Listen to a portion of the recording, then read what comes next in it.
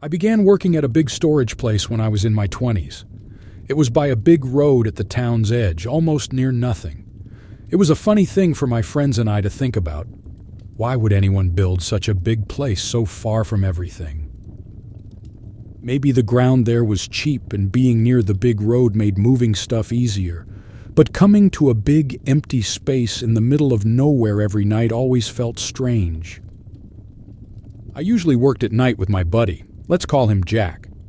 Jack and I had the job of arranging and sorting out the stuff that came in during the day. After doing it for some time, it got pretty easy, and I could do it even if I was really tired. Jack and I were the only ones who worked at night. Sometimes, when one of us was not there, the other would be all by themselves. Now, this story is about a time when Jack was away for a week. So every night, from 11 at night to 5 in the morning, I was by myself. One night I came to work and something was off. There was a car sitting all alone in the far part of the big parking area. No lights, no one inside or around. It felt creepy because who would leave their car in such a lonely place? I thought maybe some kids were goofing around or maybe someone's car broke down. But still, it was our private space and I didn't like it. I parked my car by the main door and went in. I thought it was best to tell the police, so I gave them a call. They came after a while and looked at the car. They didn't find anyone around and thought that the car probably just broke down. They called for a tow truck to move the car, and once that was done, I went back to my tasks. I was busy working for about an hour when a loud noise came from the front. I rushed over, switched on the main lights, and went to the door. There was a guy, knocking hard, looking super worn out and sleepy. I went up to him but stayed behind the door. Talking through the glass, I asked him what he wanted. "Hey, are you all right? What's going on? You can't be here." The man looked mad and upset. "My car! Where is it?" he yelled, hitting the door hard. I tried talking to him, but he kept shouting and didn't let me say much. He was loud and kept wanting to come in. "Stop it or I'll call the police," I warned him. He stopped yelling, looked at me one more time with a scary face, and then walked off. I was worried. Where had he been all this time? I wondered if he had gone somewhere to get gas, but that didn't make sense. There's no gas station close by, and if he got a ride, he would have been back sooner. I couldn't figure it out. Just as I got back to work, there was another loud noise at the front. I felt scared, but went to check, thinking maybe the man had come back. But to my surprise, it was the same police officers from before. They said the people who took the car away found something weird on the car's back, so they wanted to ask me some more questions. I told them about the angry man and how he was looking for his car. After talking to me, they left, but they came back a few days later with dogs that helped search for things. They looked around the big open space near our building. They said they found some old blood on the car's backside and later found more inside the car. They think the man might have tried to hide something bad in the open space, but they didn't find anything for sure. What was even stranger was that the man never came back for his car. It's like he just vanished.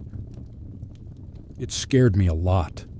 For a long time after that, whenever I was at work at night by myself, I would always think about that man. I would get worried and wonder if he'd ever come back to get back at me for calling the police.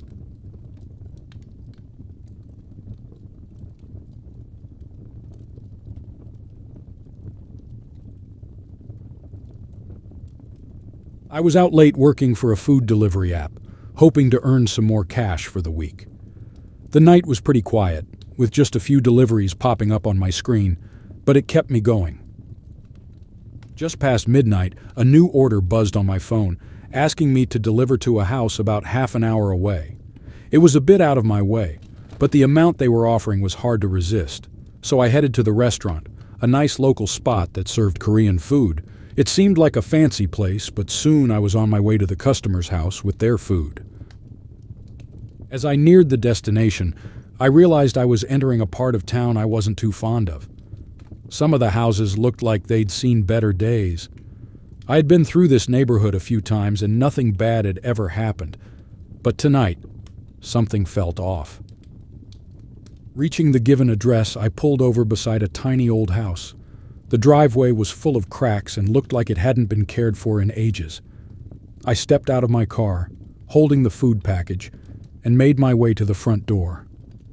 But just as I was about to place the package down, my phone buzzed loudly. No one answered on the other side, so I left the food and made my way back to my car in a hurry. But as I was starting the engine, the front door of the house burst open. Out of the blue, a woman appeared, waving and shouting, asking me to stay. I was caught off guard, and I could only stare at her in confusion. She sprinted to my car, banging on the window, begging for help. Nervously, I rolled down the window a little and asked her what was wrong. She looked desperate and told me her little girl inside was having trouble breathing and she needed assistance immediately. She then turned and began running back toward the house, pleading for me to follow. But as I hesitated and started to get out of the car, I noticed her demeanor change. She seemed less frantic. This made me pause as I began to wonder why everything seemed so off and peculiar about this whole situation. "Why didn't you call the police?" I questioned, hesitating in the driveway. She turned to face me, and suddenly her face seemed calmer, as if all her earlier emotions had vanished. She quickly replied, "There's no time," and started to act all worried and panicked again. But her act looked more like someone who had lost their mind rather than a genuinely concerned mom. Feeling uneasy, I dashed back to my car. She kept shouting and followed me, even reaching the passenger side door, trying to pull it open. I started my car, backing up quickly. She tried to block my path by running to the driver's side, but I managed to steer around her. As I drove past the house one more time, I noticed a tall, shadowy figure in the top window, just staring at the chaos below. Once I was at a safe distance, I immediately called the police and reported everything, including the house address. Later, an officer contacted me. He informed me that the woman had a different version. She claimed she came out just to hand me some extra money as a tip.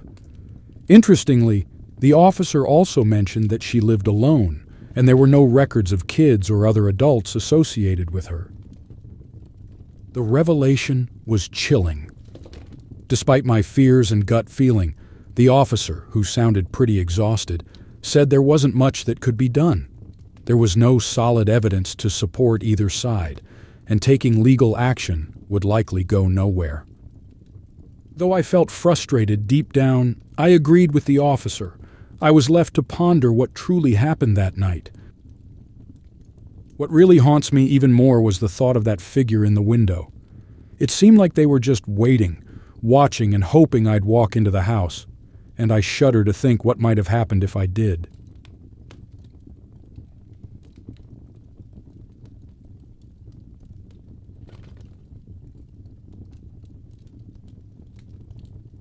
I used to work at a fast food place while I was studying in college. It wasn't the best job, and many of my work buddies were older folks who didn't really chat much. Because I was taking my classes online, I had more hours to spare, so I often found myself working a lot, like 40 hours each week. Within a few months, I was promoted to a shift manager. It felt great at first. However, I didn't really know that this promotion meant that I'd have to be flexible with any shift they handed me. Soon after my promotion, they scheduled me for the night shift, and I had no say in it. Working at night was tough. Often, I was the only person there. If many cars showed up at the drive-thru, I'd be super busy running around and trying to get everyone's order done. But then, there were also nights where almost no one came, and I'd just spend my time playing on my phone. One of those quiet nights, I was chilling at the back, sitting on a stack of boxes and browsing on my phone. Suddenly, my headset made a sound, signaling someone was at the drive-thru. I quickly stood up and went to the counter, ready to take the order. But there was silence. No one spoke up. I was curious, so I peeked at the drive-thru camera to see if there was a car. To my surprise, there was no car, not even a single one in the parking lot. I thought it was strange because the system rarely made mistakes like this. I shrugged it off, thinking the bad weather outside might have triggered it. I waited near the window for a bit, and then the beep came again. This time, when I looked at the screen, I saw a man. He was dressed in a big hoodie and had his face covered, so I couldn't see much. He just walked past the camera view and disappeared. It was odd because there were no other places nearby where he could have come from.